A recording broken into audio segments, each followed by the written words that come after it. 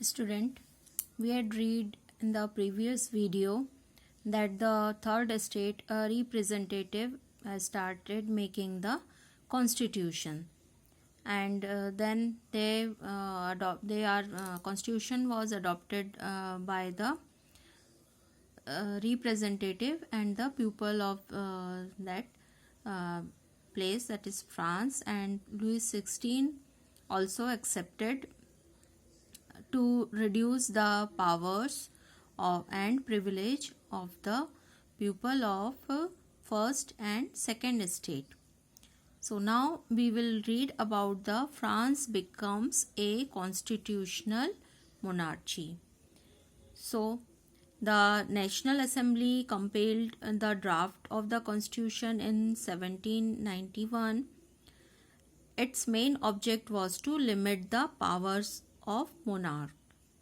These powers, instead of being concentrated in the hands of one person, were now separated and assigned to different institutions: the legislature, the executive, and judiciary.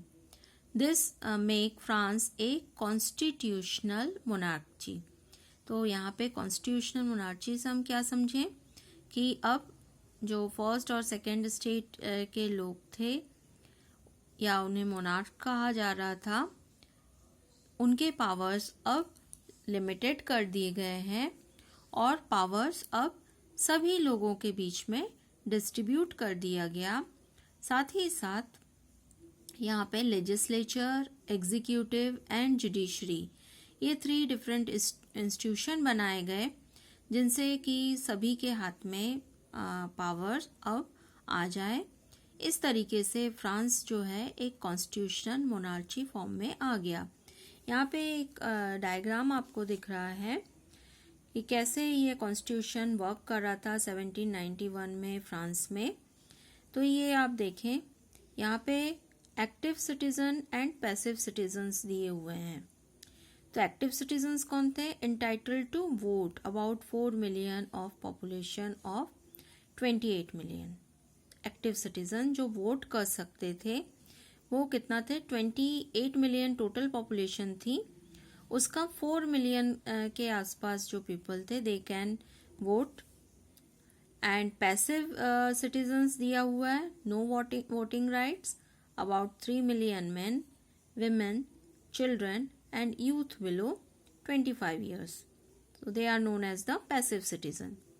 तो जो active citizens थे they can vote and choose their representative. तो यहाँ पे जो representative थे वो electors कहलाते थे और ये अबाउट 50,000 मैन होते थे। एंड देन इन्हीं में से, इलेक्टर्स में से अपॉइंट होते थे नेशनल असेंबली में, और वहाँ पे लेजिस्लेचर में 745 मेंबर्स हो रहे थे। यहाँ पे जो वर्क होता था वो किंग और मिनिस्टर ये कंट्रोल करते थे। तो लेजिस्लेचर जो था वो किंग को कंट्रोल करता था, किंग के पास वीटो पावर होता था। तो लेजिस्लेचर जो नेशनल असेंबली थी वो किंग को भी कंट्रोल कर रही थी और मिनिस्टर्स को भी कंट्रोल कर रही थी। यहाँ पे जज के वोटिंग या जुडिशरी वाला जो पॉइंट है, इनके लिए भी वोट ये एक्टिव सिटीजन्स करते थे। तो एक्टिव सिटीजन्स जुडिशरी के लिए वोट कर रहे हैं और एक्टिव सिटीजन लेजिस्लेचर के लिए वोट कर रहे हैं। हमने पढ़ा था कि कॉन्स्टिट्यूशन 3 पार्ट्स में डिवाइड हो गया था, जुडिशरी, एग्जीक्यूटिव एंड लेजिस्लेचर। तो यहाँ पे अब हम लोग आगे देखेंगे कि ये एक्टिव सिटीजन्स कौन थे, कौन इलेक्टर एज ए इलेक्टर पार्टिसिपेट कर सकते थे, रिप्रेजेंटेटिव बन सकते थे, ये आगे दिया हुआ है। So the Constitution of 1719 vested the power to make laws in the National Assembly, which was indirectly elected, that is, citizen voted for a group of electors who in turn choose the assembly. Not all citizens, however, had right to vote. Only men above 25 years of age who paid taxes equal to at least 3 days of labor's wage were given the status of active citizen. They were entitled to vote. आज के समय हम देखते हैं India में every citizen who attained the 18 years of age without any discrimination they can cast the vote.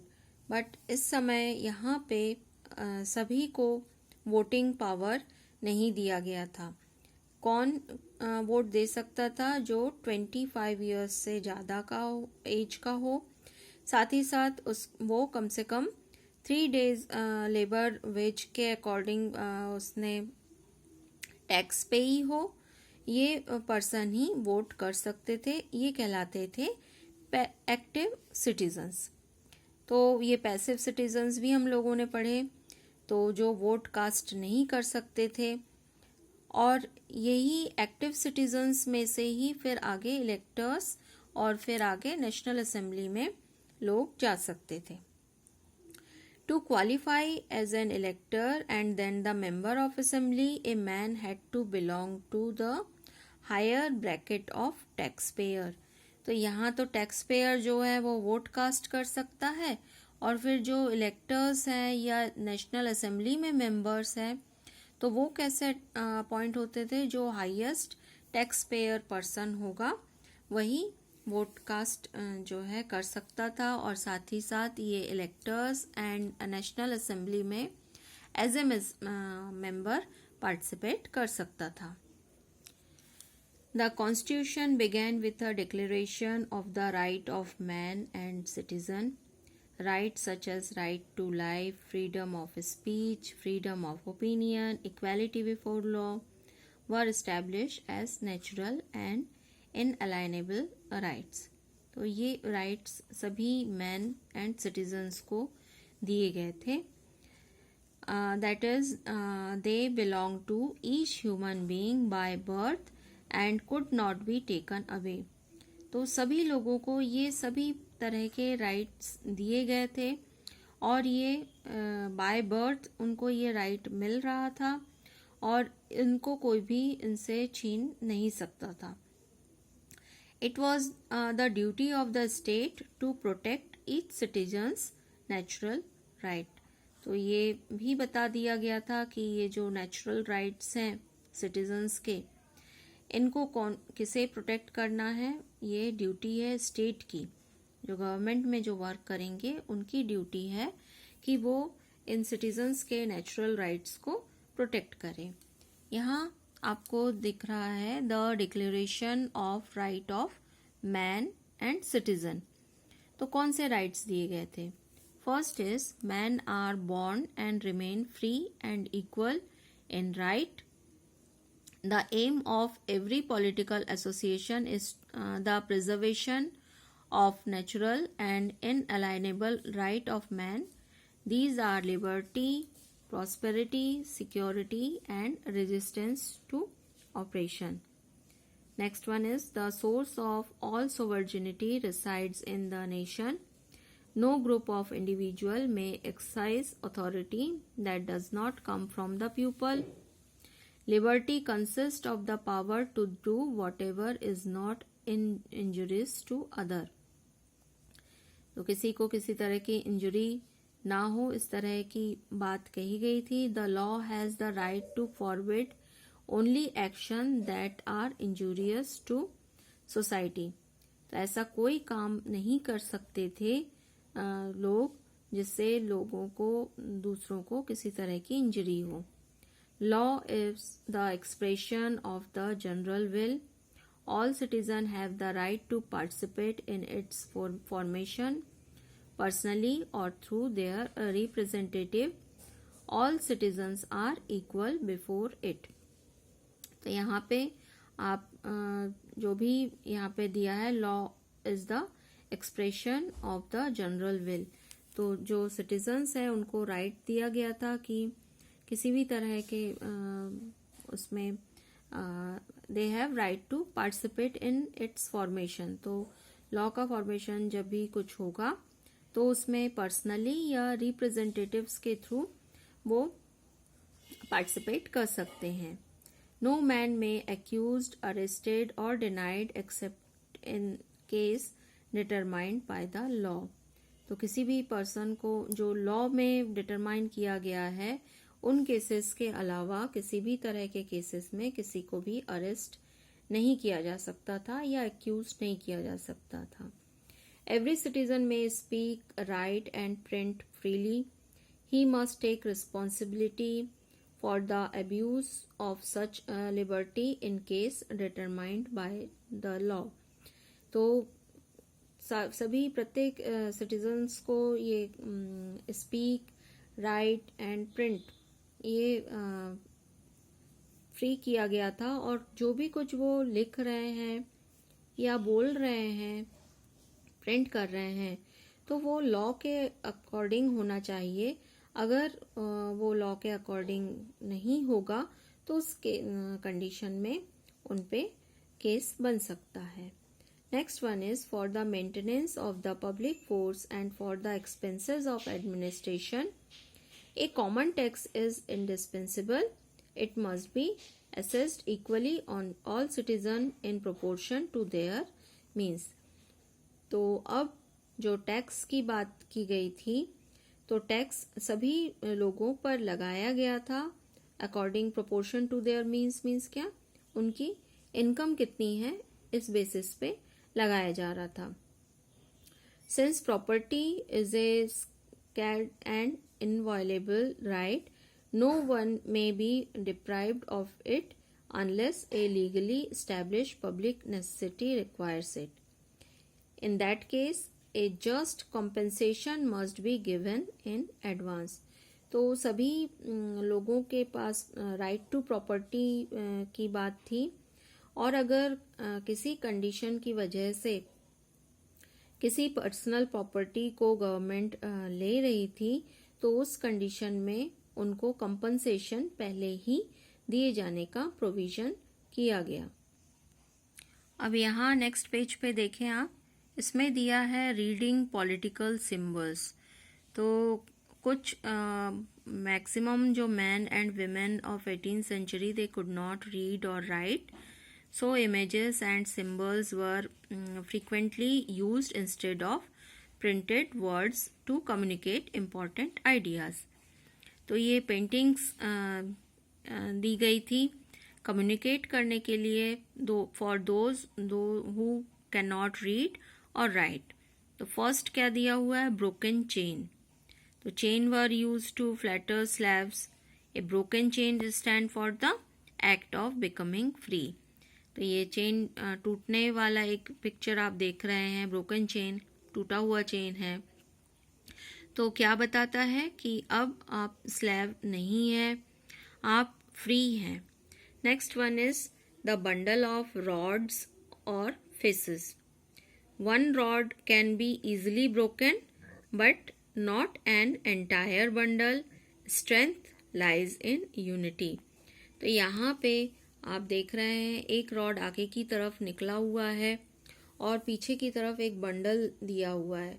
तो एक को तोड़ा जा सकता है, एक रॉड को तोड़ा जा सकता है, बट पूरे बंडल को हम तोड़ नहीं सकते। Next one is the I with in A triangle radiating lights. तो ये ट्राइंगल देख रहे हैं आप, और ट्राइंगल के अंदर ये आई दिख रहा है, और ये this one is radiant of light. This is the all seeing eyes stands for knowledge. तो ये नॉलेज को शो कर रहा है। The rays of sun will drive away the clouds of ignorance. तो ये जो रेज हैं ये किस चीज को बता रहा है, ये बता रहा है कि जो इग्नोरेंस है, अज्ञान है, उसको दूर करने की बात। Next one is skipper, symbol of royal power. Royal power को इससे दिखाया गया है। नेक्स्ट आप एक देख रहे हो स्नेक, और वो अपने टेल उसके मुंह में ही है, रिंग फॉर्म में है। Symbol of eternity, a ring has neither beginning nor and. तो ये जो है ये कहीं से भी यहाँ पे बिगनिंग और एंड शो नहीं होता है। Next one is a red Phrygian cap worn by a slave upon becoming free. तो जो स्लैब अब फ्री हो गए थे, वो इस तरह के कैप के लिए उससे सिम्बलाइज किया गया था। Next one is blue white red. So this is the national colours of France. Blue white and red are the colours of France. Then the women personification of the law. Next is the law tablet. The law is the same for all and all are equal before it. तो law tablet क्या show करता था कि law सभी के लिए एक सा है and all are equal before the law. So students, आज के वीडियो में हमने देखा कि कैसे फ्रांस का कॉन्स्टिट्यूशन बना, कौन कौन से प्रोविजंस उसमें किए गए हैं, और आप आज के कंडीशन में इंडिया के बारे में अगर आप देखें तो जैसे वोटिंग राइट है या फंडामेंटल राइट्स हैं, वो हमने यहाँ के कॉन्स्टिट्यूशन से देख के और भी अदर कंट्रीज़ के कॉन्स्टिट्यूशन को देख के बनाया हुआ था। यहाँ पे कुछ एक्टिविटीज़ दी हुई हैं, तो इन एक्टिविटी का जो आंसर है आपको ये पिक्चर स्टडी करेंगे तो आपको इनके आंसर्स मिलेंगे। तो ये आपका वर्क है कि आप इनको फाइंड आउट करें।